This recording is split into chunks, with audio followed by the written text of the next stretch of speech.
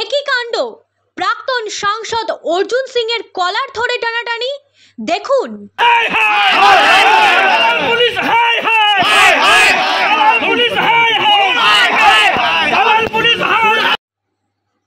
গাড়ুলিয়ায় যাওয়ার পথে বিজেপিকে বাধা পুলিশের।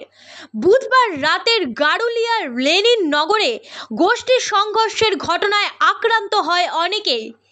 সেই ঘটনাস্থলের উদ্দেশ্যে যাওয়ার সময় ইচ্ছাপুর স্টোর বাজারের কাছে অর্জুন সিং বিজেপির জেলা সভাপতি মনোজ ব্যানার্জি ও জেলা সম্পাদক কুন্তল সিংকে বাধা দেয় জগৎ দলের এসিপি বিশ্বজিৎ পাত্রের নেতৃত্বে বিশাল পুলিশ বাহিনী। শুরু হয় ধস্তাধস্তি। তখনই দেখা যায় এই দৃশ্য, প্রাক্তন সাংসদের জামা মুঠো করে ধরে টানছে পুলিশ।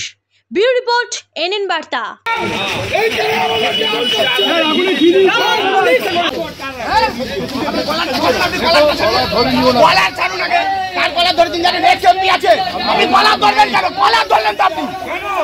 শাসক দলে আটকাবে কি করে? এতে চটি ছাটা এরা অনুব্রত থেকে মা মাসি মা বউকে গালাগালি শুনবে, সেটা এদের ভালো।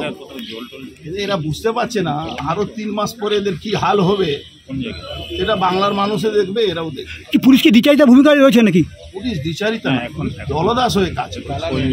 পুলিশ একটা দলদাস হয়ে কাজ করে। এরা আগুনে ঘি দিচ্ছে, আমি বলছি এনাদেরকে আগুনে ঘি দিচ্ছে। যদি কোথাও ঝামেলা লাগাতে হয় ব্যারাকপুরে, তার জন্য রোডে আসতে হবে নাকি আমাদের?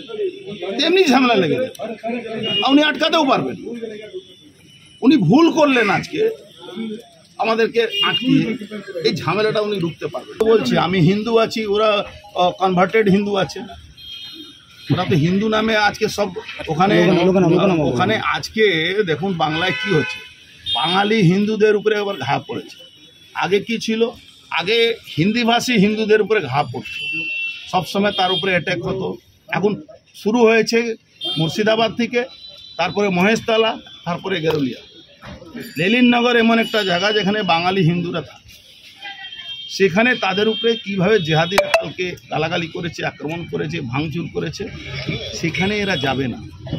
আমি দেখেছি, পুরো ভিডিও আমার আছে, মানে ডাইরেক্ট ওখান থেকে ভিডিও আমাদেরকে লোক দেখিয়েছে।